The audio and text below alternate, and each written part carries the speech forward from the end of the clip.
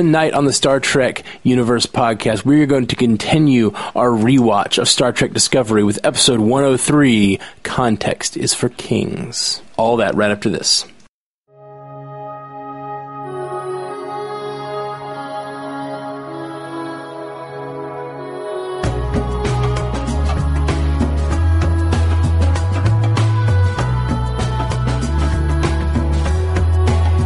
Welcome to the Star Trek Universe podcast. My name is Matthew Carroll. And I'm David C. Robertson. Hey, David. How you doing, buddy? Oh, you know, strikes and gutters, man. Strikes and gutters. Good. Well, yeah, man. So, we just watched Star Trek Discovery Episode 3. Well, we're just that summary of the episode there, Dave. As per Memory Alpha, Michael Burnham finds herself aboard the USS Discovery, where she quickly realizes things are not as they seem, including the mysterious Captain Gabriel Lorca. Full spoiler alert, because we're just going to dive right in. Yeah. I love this episode. I do too. I love it. I think it's fantastic. Especially on a rewatch. I don't want to dig way too much into how it compares the first watch, but I feel like we did that a lot last week. But this really, to me, was what the pilot of this show should have been. Mm-hmm. And I just love it. Well, there is some disagreement amongst the producers and the writers about whether or not this was actually the pilot versus the pilot being a prologue. But, yeah. Right. I agree with you. I almost feel like that, yeah, as I've said before, I feel like that first episode should have been either chopped up and fed to us over the course of the season, or it could have been the Battle of the Binary Stars could have been this thing we heard about for 3 seasons, and then we finally get to see it, and see what she really did. I'm fine with this. Just she's a prisoner. But what that did make me care more about. I agree. I was about to say, I'm not sure I would have agreed, or I would have thought that her story was nearly as interesting. Right. The moment that blew me away this episode, and it's purely based on the Michael Burnham character. So Michael Burnham is a character who, the more and more I've been thinking about that first episode, this last few weeks, since we've been doing this rewatch, the more I think about her character, she is a character who had this visceral response to the Klingons because her family was killed by Klingons. Mm-hmm. That's her emotions. Then she's trained in logic. And then she thinks she has reached a point in her life because she then goes on to be taught by Georgiou. And Payne is her teacher, then Sarek is her teacher, then Georgiou is her teacher. She thinks she's ready for command, not just of a starship, but just command of herself. And she makes a decision to try to execute the Vulcan hello through mutiny. Because in that moment, as she says, her emotions inform her logic. All of her emotions scream, Klingons bad, we need to fight the Klingons. Right. All of her logic screams... We've talked a lot on this show about how logic and emotions often conflict. And that's a lot about what Star Trek is about. This show is actually about a moment where logic and emotions get her to a place, the same place, and she makes a bad decision. And that's what I love, is that she thinks she is ready for command. She thinks she's firing on all cylinders. She's got her emotion informing her logic controlling her emotion. She thinks she's this fully formed human being, and then she makes a decision that she regrets horribly and that ruins her life and arguably plunges the Federation into war. Mm-hmm. I still feel like they don't really make that case well. Her mutiny has nothing to do with the war, because her mutiny didn't do it. But she does kill Takuvma at the end in what seemed like an emotional moment. But that neither here nor there. Her mutiny is what's kind of ruined her life. And so, like, I love that she's this person who thinks she's doing everything right. Her logic and her emotions lead her to the same conclusion. She totally thinks she's there, and then she's proven wrong. Mm-hmm. Then, the moment in this episode that really brought weight for me was when Captain Lorca tells her she was right. Mm-hmm. He tells her, you're the kind of soldier we need right now. You're the kind of person we need if we're going to win this war, is a person who can look past the personal and make the decision that's right. And so, like, she's been doing nothing but all this negative fallout from her decision, and then she has this person that suddenly comes alongside her and tells her maybe her decision wasn't wrong at all. And it's like, in that moment, she's back to being the person that... at least she has one person that's looking at her the way that she looked at herself before. And I think that's super powerful. And it makes the Lorca and Burnham relationship going forward way more interesting for me. Yeah. By the way, you mentioned a few weeks ago or whenever it was that you hated that she broke the Geneva Convention in the first episode, but then like brought it up in this one. And rewatching it here, I'm realizing she was basically bringing up how Lorca broke the Geneva Convention as a reasoning point for Lorca's actions towards her and wanting her help as being shady because he thinks that he can get something out of her because she's capable of it. And that's her, like, making her case that she is Starfleet through and through, even though her mutiny was not, even though her mutiny exists, that's not who she is. Right. But so, like, I think it makes a lot more sense. No, I think that you're totally wrong. It makes it way worse. she is taking her case that's against the Geneva Convention. I would never do something against the Geneva Convention. No. I think she's saying, I did this.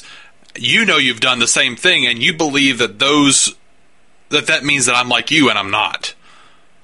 I think that's what she's saying.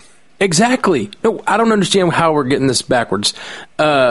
I don't understand how we're disagreeing here, because I think you're completely wrong. He says she thinks he's breaking the Geneva Convention. Uh-huh. So she says, you think I'm the kind of person who would do that, but no, I am Starfleet. I made one mistake. You think that I would break the Geneva Conventions like you. No. She's implying that she knows that she has done this, and he knows that she has done this, but she wants him to know that she knows that he has done it, and that he believes that she has done it, so then that means that she is an ally, but she is not an ally. It's like she's saying, yes, but we both did bad things, but that doesn't inform everything about me. That's not who I am, and I'm not going to keep going down the same path you are. Yeah, but the thing she's talking about is not the breaking of the Geneva Conventions in the first episode. No, she's not. Thing that she does in the first episode to break the Geneva Conventions is putting bombs on dead bodies. Right, it has nothing to do with her mutiny, which is what they're discussing. I mean, so I don't see your point at all on that. Okay, that's fine. But good try, but it's just a bad flaw. I mean, I think that's subjective. I don't think so. She's talking about her mutiny. No one in that episode ever brings up the fact that what they're doing is against the Geneva Convention. She doesn't even blink. No one on the ship blinks at the idea. They're all just like, super clever idea, Michael Burnham. Let's break the Geneva Conventions together. I'm not sure that's true. It's been too long now. Saru probably pushes back, but it's all about fear. Which I brought up last episode how the bridge dynamic between Saru and Burnham, if you look at it as the triumvirate with Georgiou in the middle, Georgiou in the Kirk role, it is Saru is all fear, Burnham is all boldness and bravery, which is a weird combination. But now I'm looking at this new dynamic, and you've got. Saru even says that Captain Lorca is the kind of man that does things that other captains won't do, or doesn't fear the things that most men do. And so you've kind of got the same dynamic here, where you've got Saru is this man of fear, and Lorca is a man of without fear, sort of. Not to bring Daredevil into it, but yeah. Wasn't looking for a laugh. You don't have to mock me. I just can't not bring up Daredevil if I say man without fear. Yeah. Well, a man without hope is a man without fear. That's all I'll say. Don't know the reference. Is that from a Daredevil? It's from Frank Miller. Frank Miller's Born Again right. work. That's what I figured, because I knew you just read that recently. Yeah. I mean, I've been on the line for a really long time, but yeah, I did read it recently. Anyway, yeah, there's so it's an interesting bridge dynamic. Sure. And kind of a weird one. I don't know how I feel about it. I feel fine about it. Okay. So let's talk about some of the characters this episode. We've talked about Burnham, and I feel like her overarching thing is just she's not willing to get involved. She doesn't trust herself anymore, is what it feels like this whole episode. She doesn't trust herself anymore. But she doesn't trust them even more, because she's still willing to break the rules to go check out the mycelial network or whatever it is, the garden or whatever. Right, but I think it's because she is so Starfleet that she thinks what they're doing is wrong. Yeah. She thinks she's like, this just janky. I gotta go check it out. Yeah, she thinks they're making a biological weapon, which they're not. As she finds out. I didn't remember that all that came out in the first episode. I love that the whole mycelial network, Spore Drive, comes out in the first episode. That was super. I say first episode. This is the first episode that features Discovery. We're not making a weapon. We're making a new way to fly. Yeah. Oh man, so good. So good. So good. What did you think of Tilly? Tilly annoyed me. All right. But that's the way it was the first time. She annoyed me at first, and then I grew to love her. So I don't know. I can see why you'd say she was annoying. I was not annoyed by her. I was charmed by her. I like Tilly a lot. I did like the way when it went to Black Alert. I did like the way she fetal positioned on the bed and just wouldn't respond to Burnham. Yeah. I dug that. Well, from a not knowing what's going on perspective, it was super creepy. Like when she turns over and goes fetal, it's like Burnham's just on this ship and there's just something amiss. Something is weird, and then she's like, "Oh, you weren't briefed? Well, then I can't tell you." And she goes fetal, right. And it's like the way the camera pans down to her face sitting on the bed. It was straight out of a horror movie, I thought. Yeah, absolutely. I did really like Tilly's little mini arc for this episode, where she's so worried about her career and so worried about what other people are thinking of her, she's willing to be a complete dick to Michael. Yeah. And then her slow realization that oh no, she dope. We good. Yeah, she makes a bad decision to be a bad friend, I guess, or not be a friend to Michael, and then she realizes that's just wrong. She needs to be caring to this person who might need a friend herself. I do really enjoy how awkward she is. She's like, the only female Michael I know is the mutineer. You're not her, right? Yeah. It was real good. That's all great. I did find her annoying, but it's okay.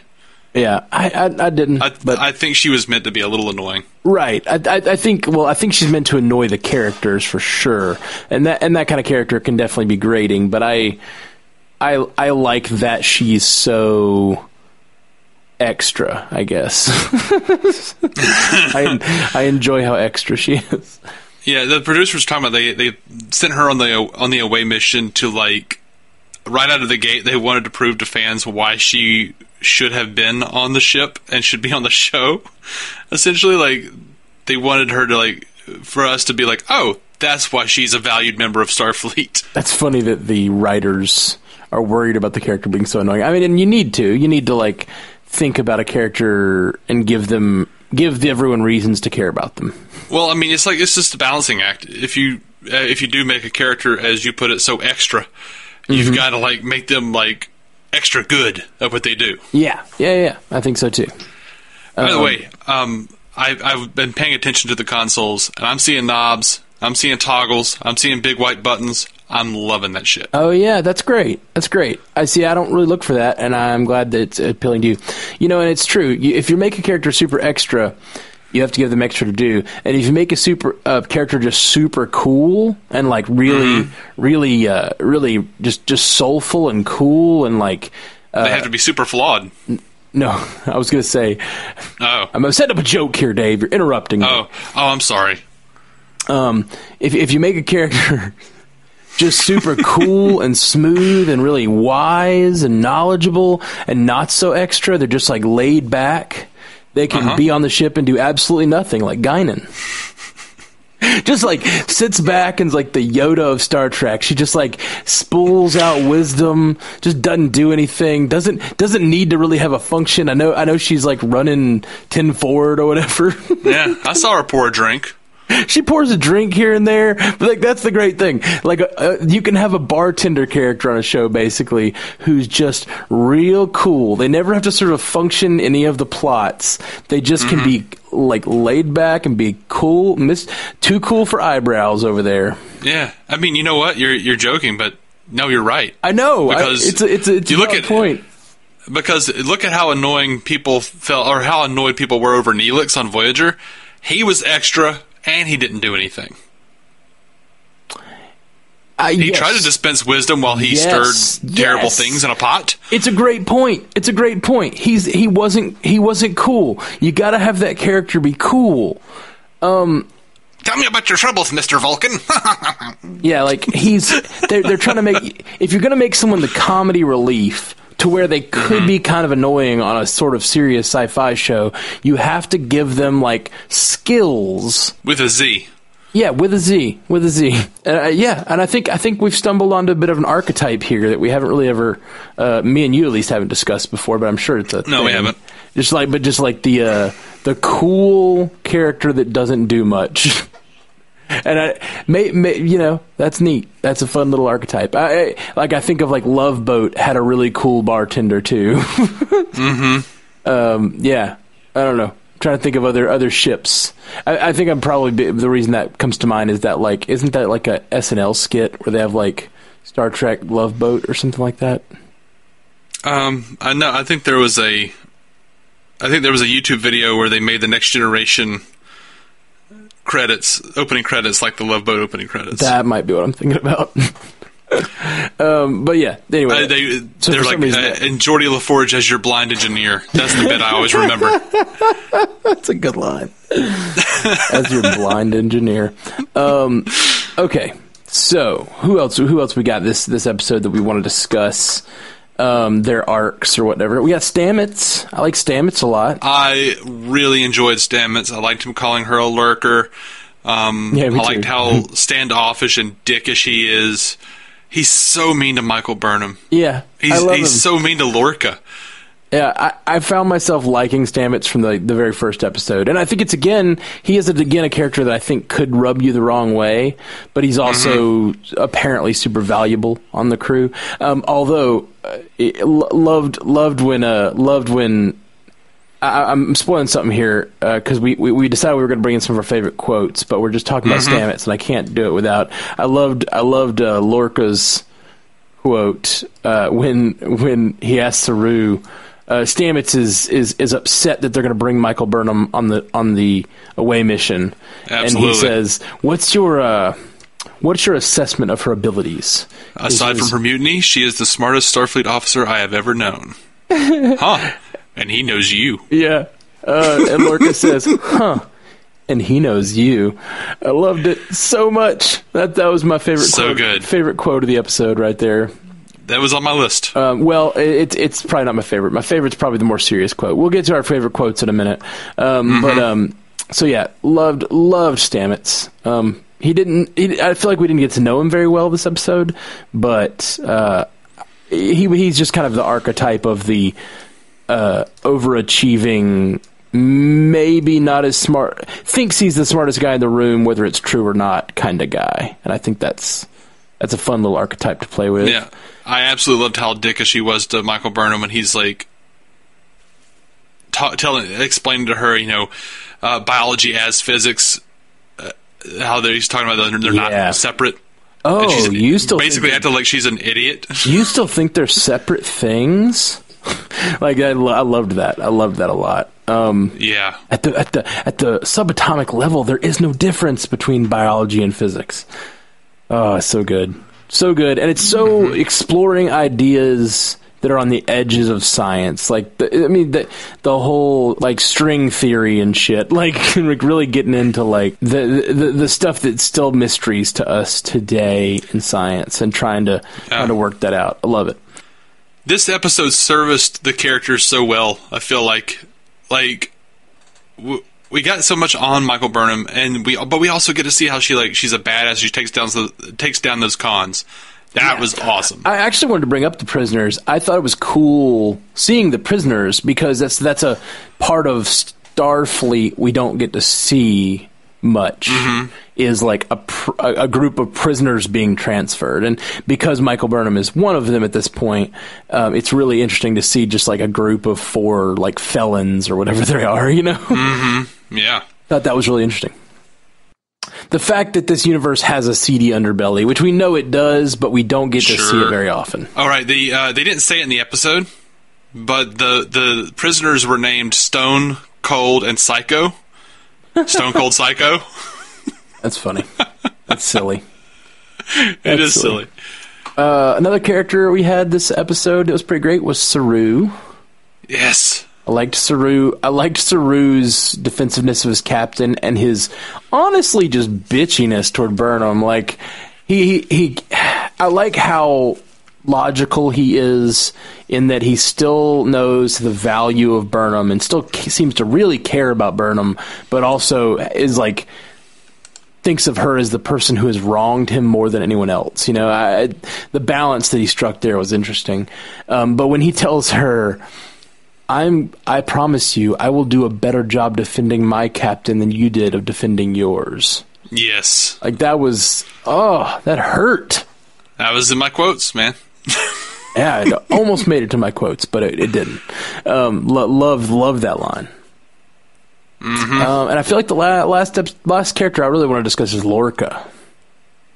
Lorca is my favorite out of the entire episode. Yeah. I think partly because he's used so sparingly, it makes him, and he's just so intriguing and mysterious. I love him.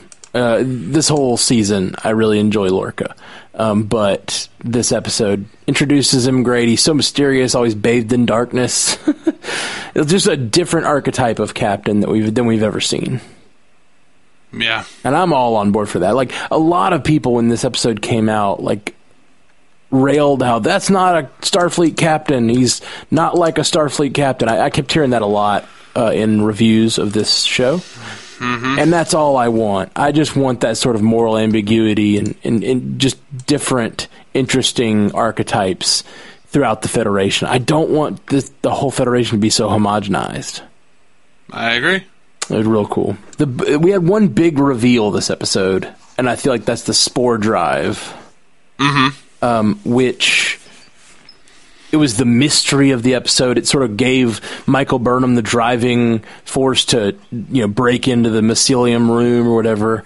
And I just found that all very very good. Like that reveal came at the right time because I'm super intrigued about what they will do with the Spore Drive. Like even going forward, even having seen this season, I'm excited about that. I caught a line. I didn't catch the first. I probably did, but it was over a year ago. I loved the line. This ship can facilitate up to 300 projects at a time. It made me feel like that's like the mycelium network, which is a lot of what the season is about, is one of a possible 300 projects going on this ship. Yeah. Obviously, it's an important one because it's one they're trying to win the war with. But what else is going on in this ship that we don't even know about? Well, I think one of the only things we have... Well, we have a lot of clues, actually, because you have the prisoners who bring up the black badges, because they've never seen a black badge before. Yes. That we know now is, Well, do we want to get spoilery on later things? No, we were trying to stick to this episode, but... Okay. Yeah, let's stick to this episode. All right, so we've got black badges. Yep, that's a clue. We have all the stuff in Lorca's little dungeon of terror. That didn't feel like it was multiple scientific project. That felt like his own little weird trophy room. I don't know. There was like a friggin' half-dissected tribble in there, man. Yeah, there's like a Gorn skeleton or whatever. Like a Gorn skeleton, which, by the way, the official first contact between the Federation and the Gorn was in the original series, Arena. Right. So that's a little bit of a continuity glitch unless you consider that either there's some sort of... there could have been a Gorn skeleton somewhere without having first contact. Yeah. It was like... unless there's some sort of underbelly where... or in the mirror universe, maybe they got it. I don't know. Who knows? I don't know. There's definitely headcanoning ways around that. It's not an on-screen flaw. I don't even think it necessarily takes headcanoning. It's just that it could be a skeleton doesn't prove first contact. Mm-hmm. Is all. But what I'm getting at is not these little. Those are all interesting things. But like what I'm getting at is like there could be other scientific. Like other labs experimenting with other things on this ship, and I think that could be a source of future stories on this show, whether it's this season or not. The idea that there could be just all like there's 300. It's almost like you talk about exploration, and the mycelium network and the Spore Drive is definitely a part of exploration, like exploring even the concepts of the Spore Drive. But being able to travel the far distances and like the fact that it exists at all, it's all very interesting. But like the idea of Star Trek having a show that the ship is full of mysteries itself, and the ship is full of exploration, sort of inward into the ship, like into different parts of the ship, and that's just an interesting kind of setup for what they could do in the future. Like what else is Discovery going to be working on if they make it through the Klingon War and we get back to kind of business as usual on Discovery? What kind of shenanigans will be going on that ship that could be leading to all kinds of cool stories? Yeah, and I suspect that was a line meant to just set up the possibilities aboard Discovery, not so much of... I'm not even sure it was like setting up like a Freak of the Week type of premise, or like a Fringe type of premise, you know what I mean? I think it's just... Because I think they are like really interested in just telling like a story per season, for the most part. Sure. But the idea that they have all these, it's a clever writing technique to provide just like a source of lots of stories. Mm-hmm. Like in this season, they really, I don't want to get too much into the whole season, I guess, but this season I don't think we get too much into those. But I think it's interesting because the Klingon War is the problem at hand, but. Mm-hmm. It is interesting that there could be lots of other things going on the ship that we don't even know, that could be top secret above Burnham's head or whatever, especially with Lorca in charge. Who knows what kind of scientific things he's got going on. And it also said it could facilitate up to 300 projects. It doesn't necessarily mean there's 300 things happening, but it just reminds me of just like a house with many rooms, and in every one of them is a story, Right. I love that concept. We talked about this week, we wanted to introduce a new segment. We're going to talk about our favorite quotes from the episode. Yep. What you got, Dave? What's your favorite quotes from the episode? Well, I had, if you try and, to cause trouble, basically, I intend to do a better job protecting my captain than you did yours. Saru to Michael Burnham. Damn. I had that one. Bitchy Saru. Yeah. Loved it. Great. I had the, aside from her mutiny, she's the smartest Starfleet officer I've ever known. And he knows you. I had that one as well. I had This was I don't know. Is this the first time we've had shit on Star Trek? I don't know, but I loved it. I'm not trying to kill it. I'm trying to piss it off. And then she shoots the shit that worked. Shit that worked.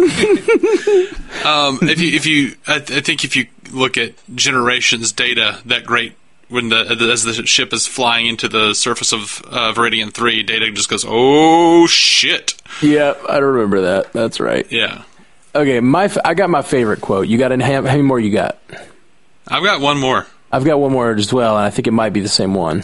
It probably is. Say it together.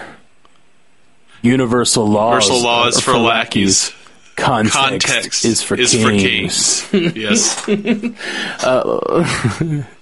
Yeah, that is Star Trek. That's Star Trek quote at its best, honestly, and it sets to me up the idea that this is a different kind of Star Trek show, and it's the kind of Star Trek show I want to see.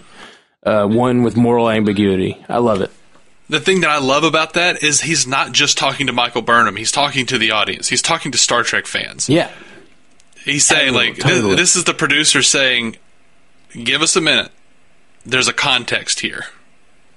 Interesting. You mean with canon, or you mean what? In what way do you mean that? At the very least, I feel like they probably do mean canon as well. But I think they're talking about don't freak out and say that this is not a Starfleet captain, because there's a context here. I see. Jump to conclusions. Let us tell our story. And I feel like they did it subtly enough that people still freaked out and still didn't get it. But I'm sitting there watching it going shit, something's going to happen. Well, there's a reason for this. Yes, it could be said that they're talking to the audience, but it's also just a thing. That is a thing that Picard would never say. Oh, I know. That is a thing that Kirk might say. And I think that I don't think Kirk would say it. You don't think that Kirk would say that?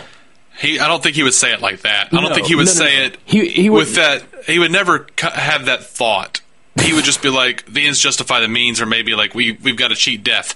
I don't think he would think about it on that level. And right. He doesn't think of himself as a king, I don't think. Exactly. He thinks of himself as a man doing what he has to do.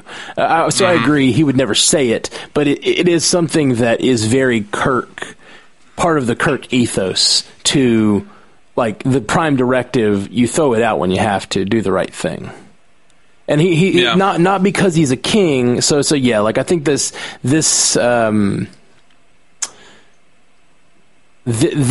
statement, universal laws are for lackeys, context is for kings, it denotes a certain, I'm a king. There's a certain gravitas, not only, gravitas in the way he's saying it, but, there's a certain self-pride, an egomaniacal nature to Lorca that quote denotes. And I don't think that Kirk had that. But Kirk definitely had the idea that he could throw out the law, the rule book when necessary.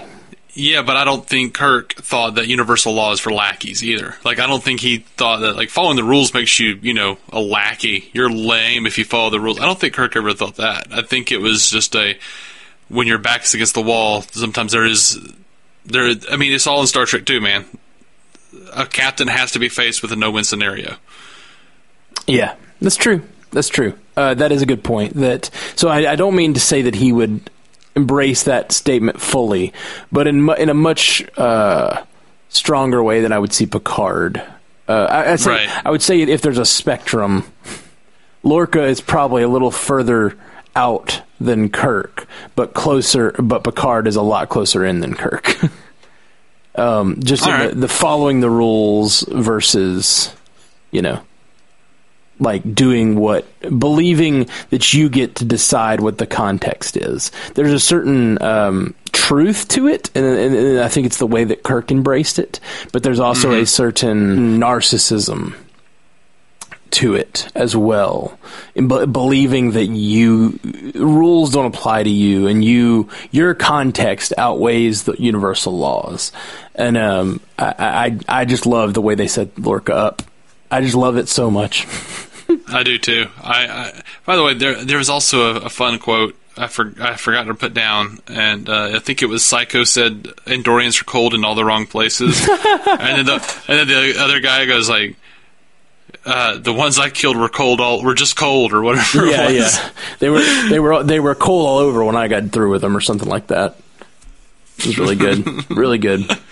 By the way, oh my gosh! Like I loved the bugs, the GS54 that feed on electricity and saps the shuttle's power. I love that, and that is very Doctor Who. I felt we talked about that last week. For sure. But the untethered pilot is a freaking nightmare. Like that, like I forgot about that, and then like she goes out to fix it, and all of a sudden when they see her flying by, I was like, oh shit. Like that's just disgusting. That made my stomach turn. Yeah, just the idea of being untethered in space. Mm-hmm. Were they at warp when that happened? Yeah, I think so. They were in some sort of blue mist, and I didn't know if it was some sort of electrical storm or if that was supposed to represent warp outside the windows. I really couldn't tell. I'm not sure, but we do see that shuttle go to warp later, which, and I got a lot of these facts on Memory Alpha, so don't come at me. But this is the earliest set episode of any Trek series that features a warp-capable Starfleet shuttle. Okay. Yep. That makes sense. Because, the Enterprise didn't have warp-capable shuttles. Yeah, I didn't think so. And I don't remember the original series having them. I think they did in the movies. Okay. Or at the very least, a fast propulsion. Right. They definitely have warp in Next Generation. Yeah. Okay. Well, any cool trivia things from this episode you want to tell us about? They refer to Michael Burnham as Starfleet's first mutineer. And as per Memory Alpha, the statement appears to include only those convicted for mutiny and those who mutinied without some outside force influencing their minds.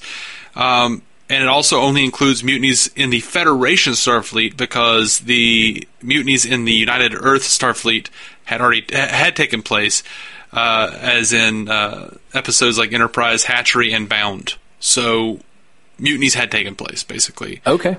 We just have to say it's Federation Starfleet. Right. Were those convicted mutineers? In Enterprise? I guess we don't know for sure. It does appear to only include convicted for mutiny. Right. Okay, cool. This is something I missed, and I had to go back and look at it, and I was really excited because it was one of those storylines that I was really excited about in Next Generation, and I loved the book. But during Lorca, his demonstration for Michael Burnham with the mycelial network, on one of the moons of Andoria, we see a preserver obelisk. Interesting. Do you remember the preserver obelisks? Not really. I know a little bit about them, but as you may recall, I don't know if you got this far, but in the William Shatner books, they had the book Preserver. I read. That's where I stopped. I read about half of that book, I think. All right, so that was a great book.